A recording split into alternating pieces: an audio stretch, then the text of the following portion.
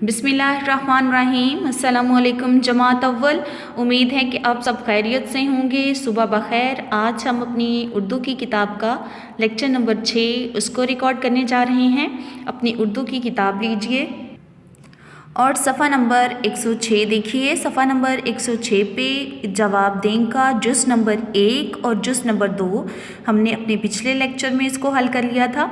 आज हम जुज़ नंबर 3 जो है उसको हल करेंगे। जुज़ नंबर 3 देखते हैं उसमें क्या सवाल हमसे पूछा जा रहा है। सवाल है, अहमद और ज़ारा ने खाना खाने से पहले क्या किया।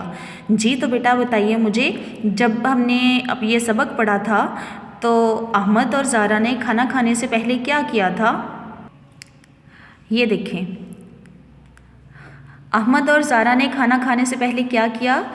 ज़ारा और अहमद ने हाथ धोए।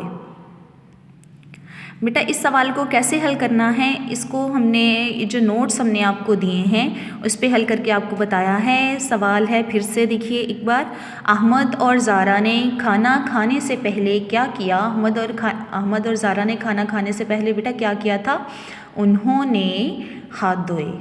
या तो आप ये भी लिख सकते हैं, अहमद और ज़ारा ने खाना खाने से पहले हाथ धोए।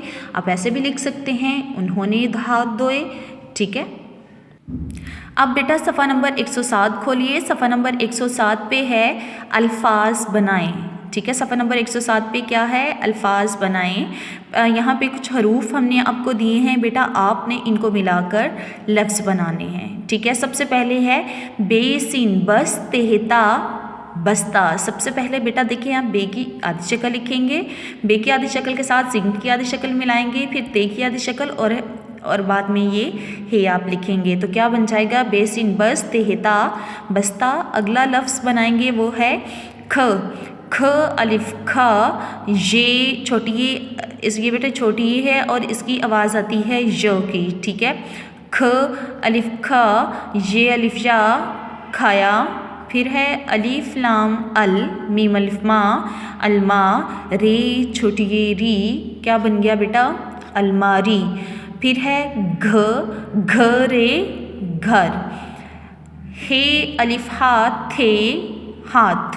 ठीक है बेटा, इन अल्फाज को भी आपने यहाँ पे खाली जगह जो हमने आपको दी है वहाँ पे आपने इसको लिखना है रफ़ नोटबुक्स के ऊपर। इसकी बेटा आपने बार बार मश्क करनी है ताकि इन अल्फाज को बहुत अच्छे तरीके से लिखना आप सीख जाएं।